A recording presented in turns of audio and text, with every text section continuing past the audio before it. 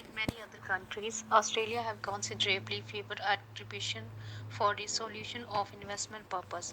However, there has been a noticeable change in the past few years, although some of the law favors investors so that they have the right to require arbitration of disputes that may arise due to investment in foreign countries. One such case to look into would be that of the Arab Republic of Egypt was Southern Pacific Properties. During the late 19th and 20th century, most of the developing countries had considering arbitration nothing more than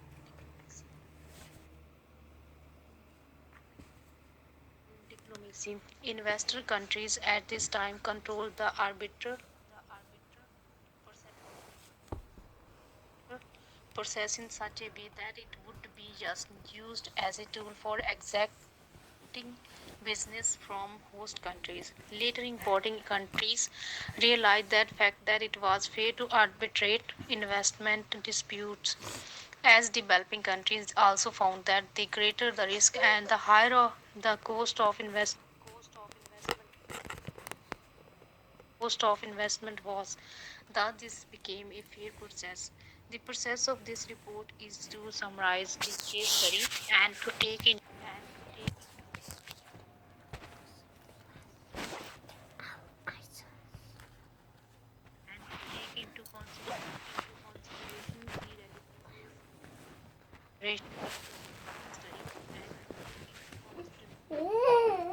consideration the relevant law status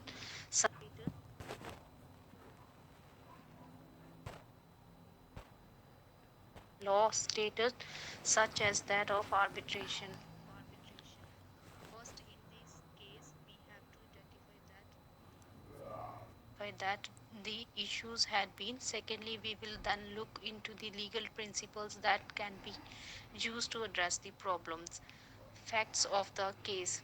An agreement was formed between the Minister of Tourism and a company named Southern Properties, which apparently was engaged in the development for tourist and resort facilities. The agreement was undertaken in consideration of the Egyptian law. According to the agreement, the Egyptian Organization for Tourism and Southern Properties incorporated to form a joint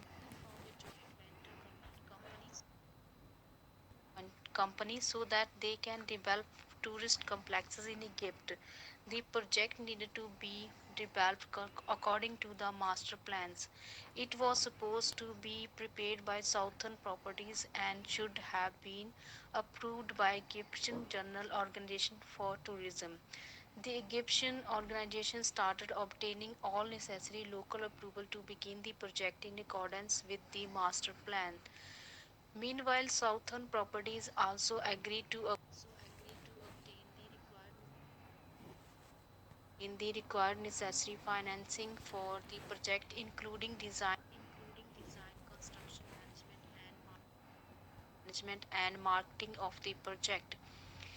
A contract title agreement for the development of two international tourist projects in Egypt was formed between the two parties. The contract including Article 1, which illustrates the formation of the joint venture company. Article 3 of the agreement further stated of to arrange for the financing of the project, while the Article 4 of the agreement stated that the development and management of the company will be undertaken by Egyptian Tourist Development Company. A contract was signed between two parties respectively and construction took place. However, the agreement did not contain a arbitration clause.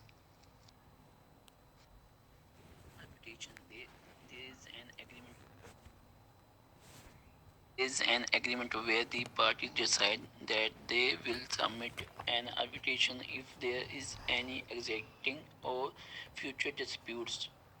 However, the arbitration has not qualified some of the requirements in order to be considered. The Egyptian government stopped the project since many did not agree. In the case Southern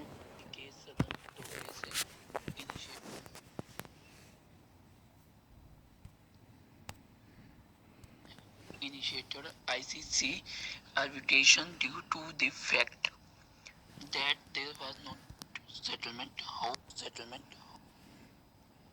Settlement. However, Egypt did not agree for arbitrators. It argued on the basis that it was not a party to second argument. The Court of Appeal in Paris had set aside an arbitral award on the following basis that there was no arbitration agreement that was binding the Egyptian government. However, according to the president of district court, he held, he held, he held that since there was no binding agreement for the Egyptian state, he had granted Southern Protests a request for a leave of enforcement. Egyptian argued that the argument agreement was not binding, therefore its enforcement should be suspended. The court also ruled that mere initiation an action in order to set aside should not have an effect that the arbitral award should be considered as not binding. The rule that is applicable in our case doesn't raise many doubts about its legacy, as the as the applicable law that gives consent to arbitration, which is provided in the national legislation, include include both the general principles of statutory interpretation as well as the rules of treaty interpretation and the principles of international law which is applies to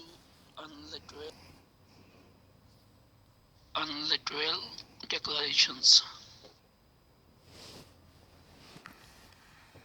One of the challenges facing the case was that of the interpreting the national clause and establishing the concept of anti-traption.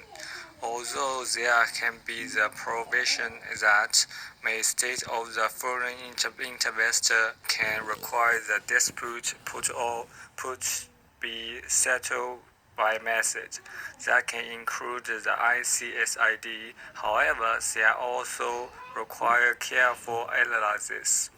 As in the above case, so specific property has common ICC disruption.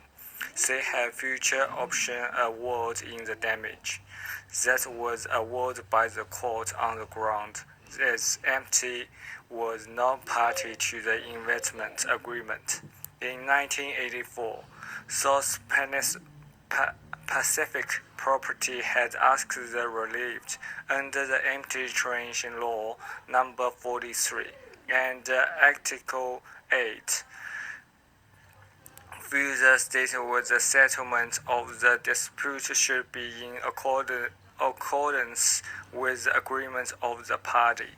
However, MT argued that this kind of the provision of national law was not enough to judge decisions. In 1988, the Law Act changed the new law on the investments adopted. According to the new law provision, it was required for additional agreement of the party for ICSID arbitration. The tribunal then recommended was the permission of the arbitration need to trust as the ultimate declaration and such should give to risk the international legal obligation. In this case, the tribunal applied general principle of the statute interpretation. It take into the consideration and the relevant rule of the trust interpretation, as well as the principle of international law, was applied in the unilateral declarations. Thank you.